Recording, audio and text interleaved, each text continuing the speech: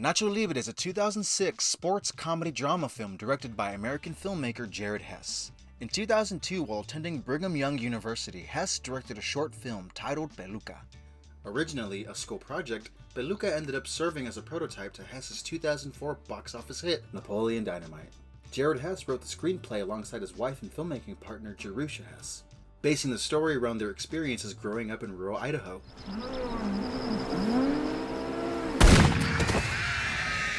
Upon its release, the world became enchanted by this story of a nerdy teen who defied the traditional nerd archetype.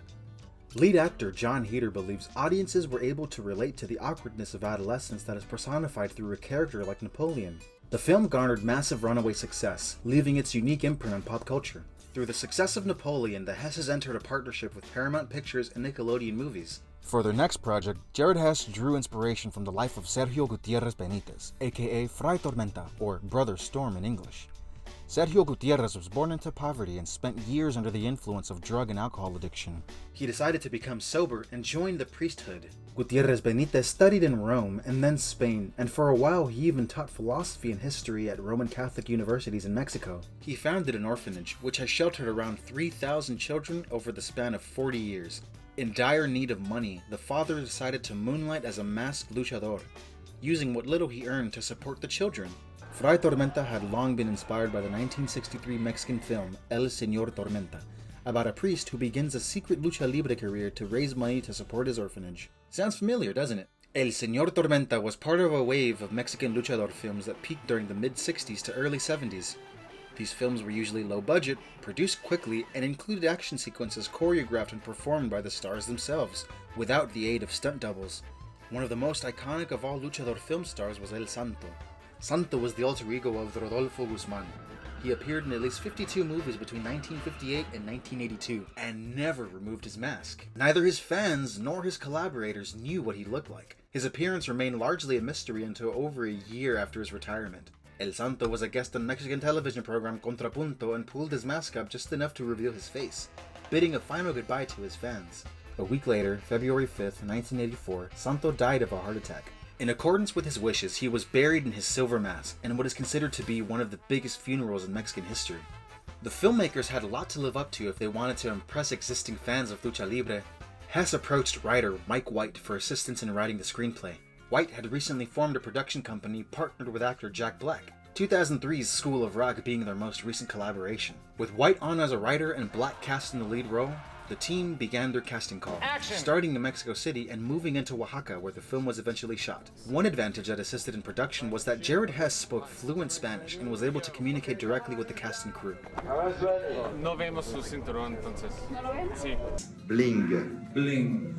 No, blink. Blink. Si tienes muchas joyas que siempre estás llevando como oro y para que todo el mundo vea, se llama bling. No, blink. Bling. Bling. Bling. I believe the film's affection for Mexican culture is what helps it to feel authentic, depicting both the natural beauty of Oaxaqueño landscapes and the stark realities of living in financial hardship. The film embraces Mexico's people, food, music, and tells a story with a unique sincerity. Nacho Libre was made on a budget of reportedly $25 million, small for Hollywood production, but huge compared to the $400,000 it took to make Napoleon Dynamite. Nacho Libre grossed a worldwide total of around $99 million. I wouldn't call this film a failure, it just wasn't deemed profitable enough for the studios to greenlight a sequel where Nacho travels to Japan. If we do a sequel, Nacho 2, what will happen in that movie? I don't know. Do you think maybe we could go to Japan? Wow, this could be crazy. It's time to start thinking about it. Oh, really? Yeah, if we're gonna do it, we should probably start writing it right away. Well, guess what? Even though it didn't click with the general American public, it still clicked with me.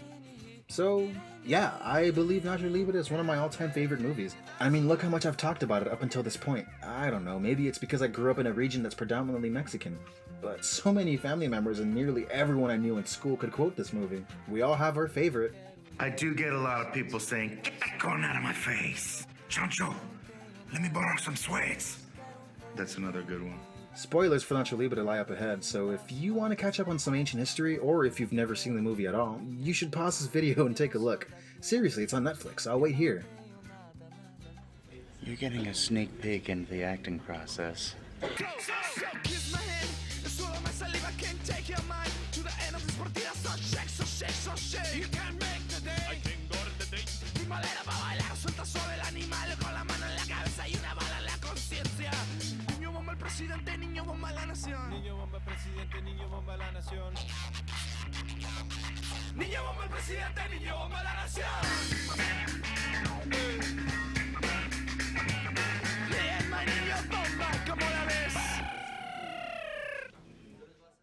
The film opens up and we're introduced to Ignacio, played in this scene by Troy Gentile. Interestingly enough, this actor played another young version of Jack Black that same year in the movie Tenacious D. Gotta lick a toad in the party zone. Gotta suck a chode in the party zone. Ignacio's parents were a Scandinavian Lutheran missionary and a Mexican Catholic deacon. They tried to convert each other, but they got married instead, and then they died. Now he's an orphan living in this monastery in Oaxaca. His dreams of fighting as a luchador are viewed by the elders as a sinful profession based on vanity and violence. However, determined to live out his fantasy, Ignacio steals some household objects to make his costume and sets off to practice his moves in the seclusion of a graveyard. Originally, the filmmakers planned on including more of Troy Gentile. There's a couple of scenes where young Ignacio is training by wrestling with a pig. He's very fun to wrestle. He's a wild animal, but he's cute. Tell you the truth, I will never eat pig again, except for bacon. My guess is they didn't include this in the final cut because, look at him, he's wrestling with a pig. PETA would have had a field day with that. He's also caught fighting with another orphan, and then this happens.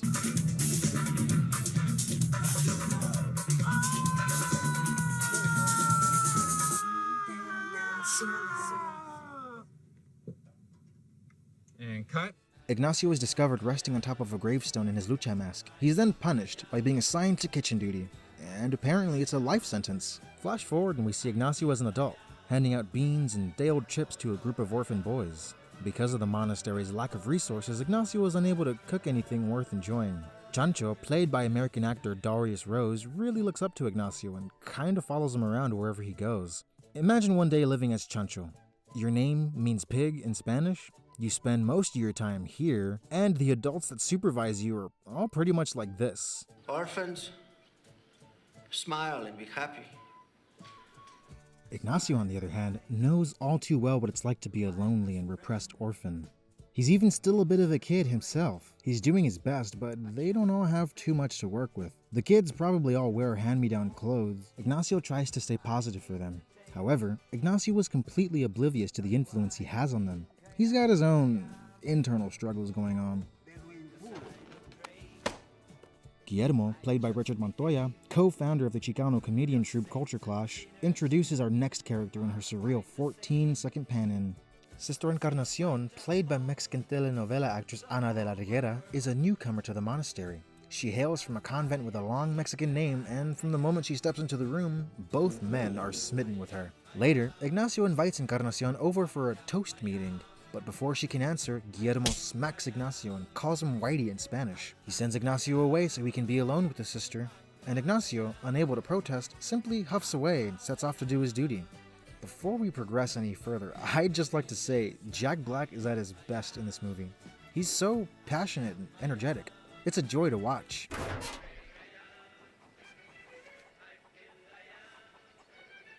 Buenas tardes, señora.